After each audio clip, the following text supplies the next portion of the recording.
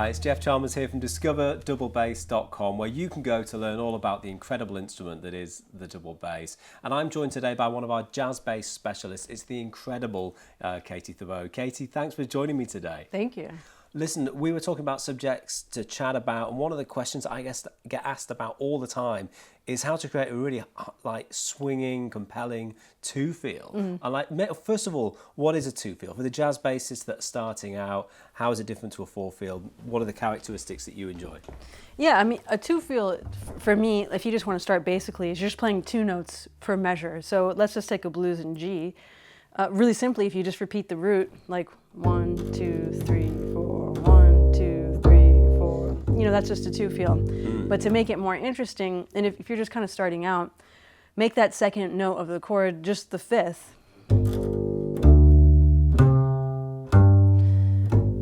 And then from there, I just, start simple. To kind of get you moving, add a note on beat 4 that's chromatic leading tone. So I would still keep those same. So how would that sound if you're adding in that extra note on beat 4? Yeah, so 2.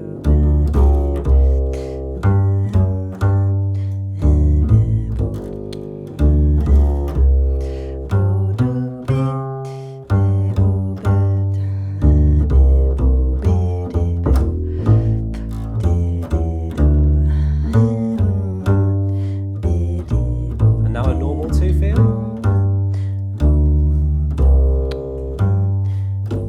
Is there any kind of rhythmical stuff happening in your back of your mind? Are you thinking about anything? So a lot of times on beat 1 and beat 4 are the chances that I'll take to do something embellishment-wise. So I'll start doing that. So there might be just eighth notes. So I'll do it on beat 4. And I'll just repeat that chromatic note.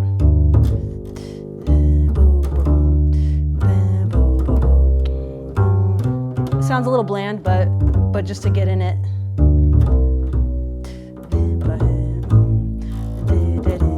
And then I'll kind of do it with a little bit more normal.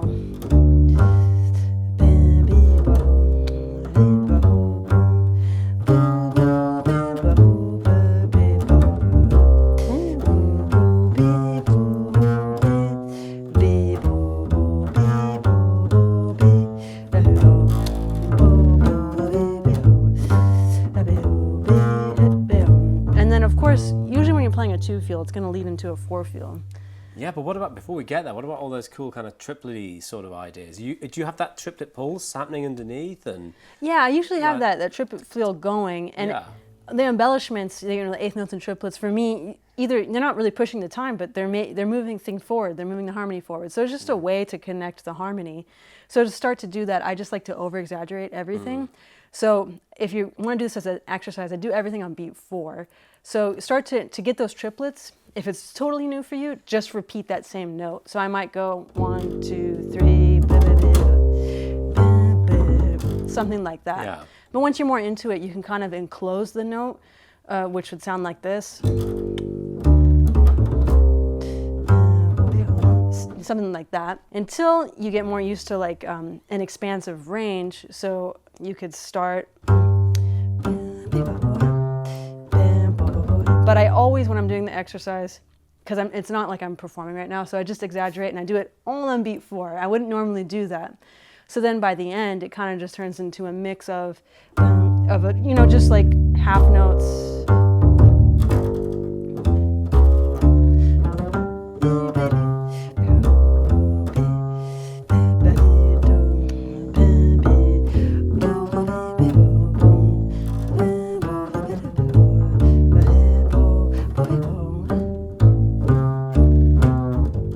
So it just kind of all mixes together. Sounds awesome. I'm just going to move this little thing here is rattling a little bit. My pickup cable was just catching on the top, but that sounds incredible, Katie.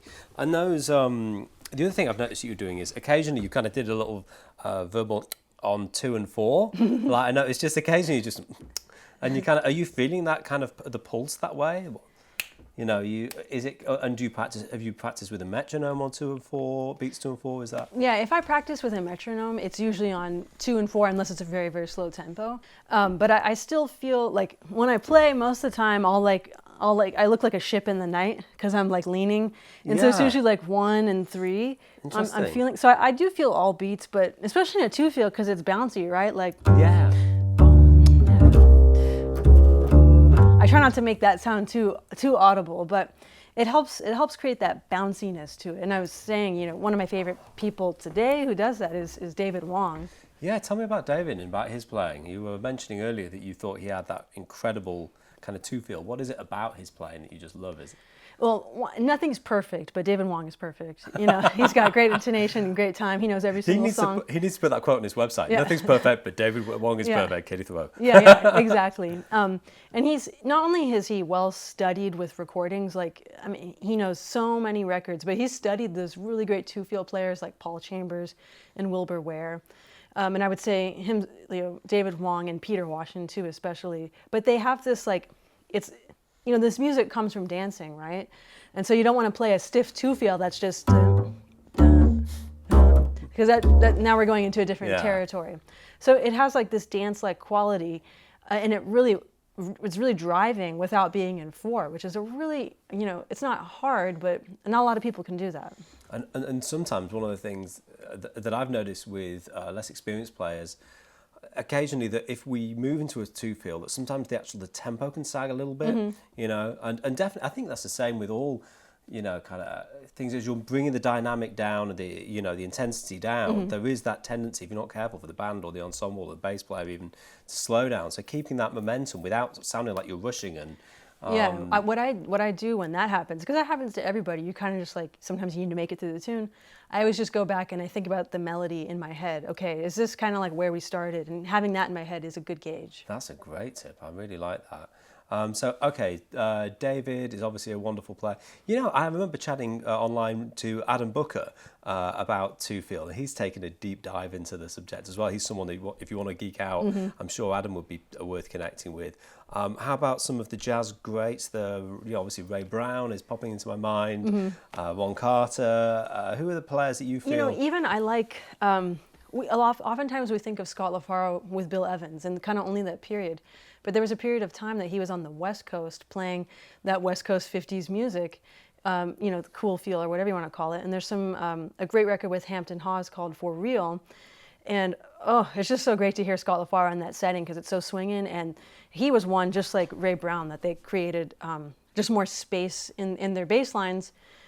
They're just playing quarter notes, but somehow they're long, but there's space. But he plays a lot of really great 2 feels on that. And the length at which he holds out the notes, but still it's swinging, it's really incredible.